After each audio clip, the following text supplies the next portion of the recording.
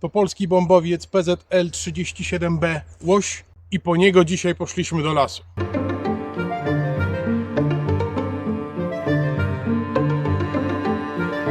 A więc wojna.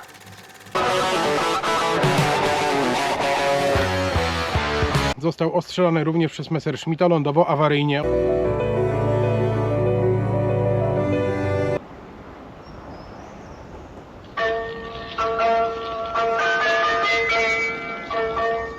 Halo, halo, tu Warszawa i wszystkie rozgłośnie Polskiego Radia. Dziś rano o godzinie 5:40 oddziały niemieckie przekroczyły granicę polską, planując pakt o nieagresji. Bombardowano szereg miast. Za chwilę usłyszą Państwo komunikat specjalny. A więc wojna. Z dniem dzisiejszym wszelkie sprawy i zagadnienia schodzą na plan dalszy. Całe nasze życie publiczne i prywatne przestawiamy na specjalne tory. Weszliśmy w okres wojny. Cały wysiłek narodu musi iść w jednym kierunku. Wszyscy jesteśmy żołnierzami.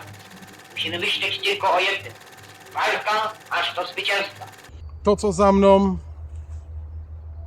to polski bombowiec PZL-37B Łoś i po niego dzisiaj poszliśmy do lasu. 4 września 1939 roku 3 bombowce Łoś PZL-37B z 212 eskadry bombowej wyruszyło, aby zbombardować Wieluń. Tam kumulowały się niemieckie wojska. Ten 7216 to jest jego numer boczny. Tutaj mamy symbol tej eskadry, bo była to eskadra bombowa, ale nocna. Był jedynym, który tak naprawdę ocalał. 2 zostały zestrzelone przez niemieckie myśliwce Messerschmitt Bf-109.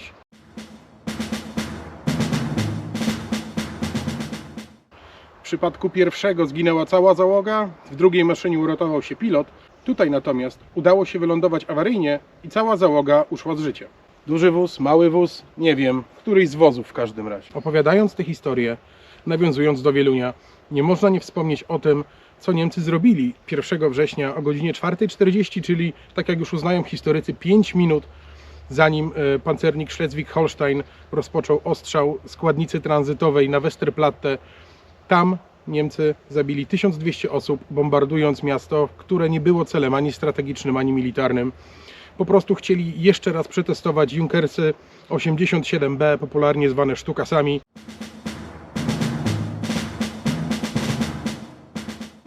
I wybrali sobie Wieluń jako takie pole doświadczalne.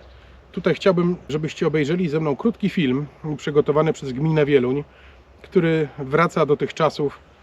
Został on wyprodukowany z okazji 80-lecia w 2019 roku. Ten Łoś, którego makietę, pomnik widzimy za mną, został ostrzelany również przez Messerschmitta, lądował awaryjnie, o tym wspominałem, ale ta załoga przeżyła. 2 innych członków załogi wyskoczyło wcześniej ze spadochronem, natomiast pilot z obserwatorem lądowali awaryjnie i tak się składało, że pan Piotr Olkusz i pan Edward Szymach pracowali na polu, zobaczyli tą katastrofę i pomogli wyciągnąć załogantów z tej maszyny i pozwolili im się ukryć. Także ten pomnik, ta tablica, którą widzieliście i ta makieta jest poświęcona nie tylko lotnikom, ale też bohaterskim, normalnym ludziom z okolicy, czyli takim nam, którzy akurat byli w pobliżu i postanowili pomóc.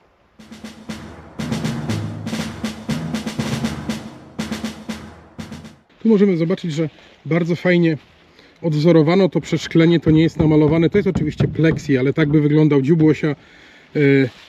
Tutaj miałby też oczywiście karabin maszynowy, żeby opędzać się od wrogów atakujących z przodu. Kabina niestety zdewastowana, szkoda. Widzimy tutaj taką interpretację tablicy przyrządów. Widzimy też, jak zrobiona jest sama makieta.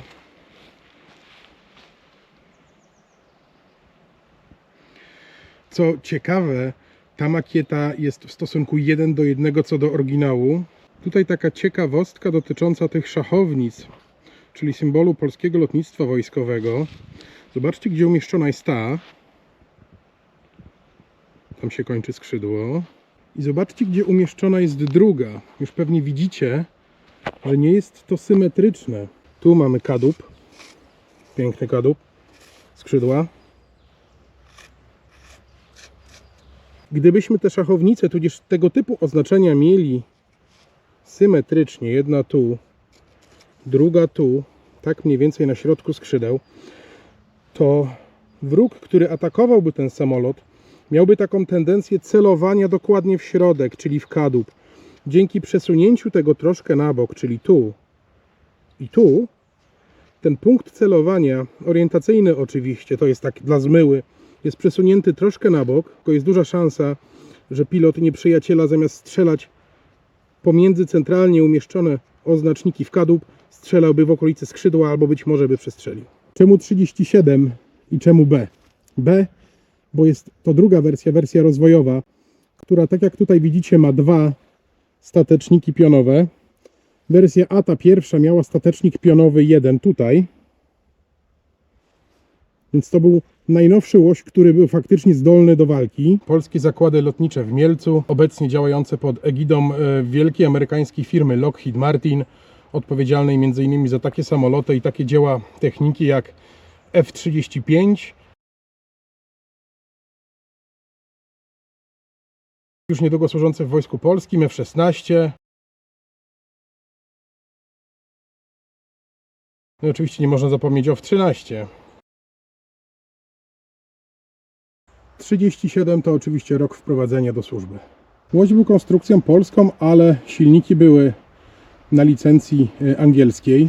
Był to samolot bardzo nowoczesny, naprawdę nie było się czego wstydzić. Niestety te samoloty, niestety dla Niemców, niestety dla historii polskiego oręża i września 1939 roku też nie dały Niemcom popalić. Niektóre zostały zniszczone, zanim mogły latać, niektóre nie mogły latać, niektóre tak jak ten lądowały awaryjnie, a niektóre były po prostu zastrzeliwane.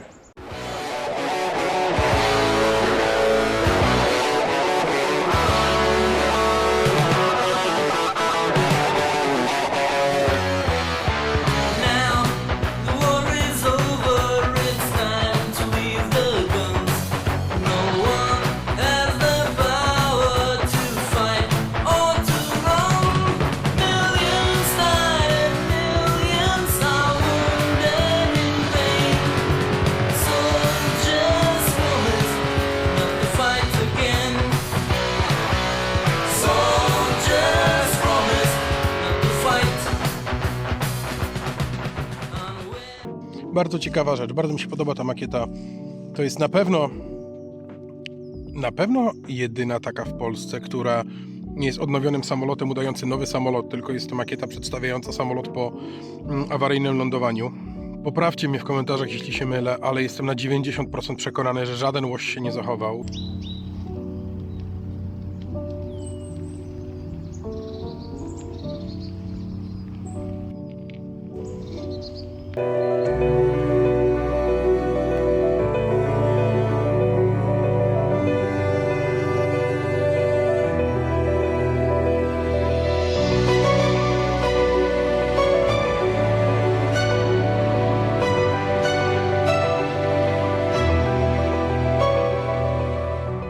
Ja bardzo Wam dziękuję za tą wspólną wizytę przy pomniku, za ten spacer. Odwiedzajcie Łosia z Lutowskiego Lasu, bo jest to bardzo fajne miejsce, bardzo malowniczy las. Nie wchodźcie za bardzo w krzaczory, bo tam jest trochę błotka, bo bagna. Jeszcze raz bardzo Wam dziękuję. Trzymajcie się i nara.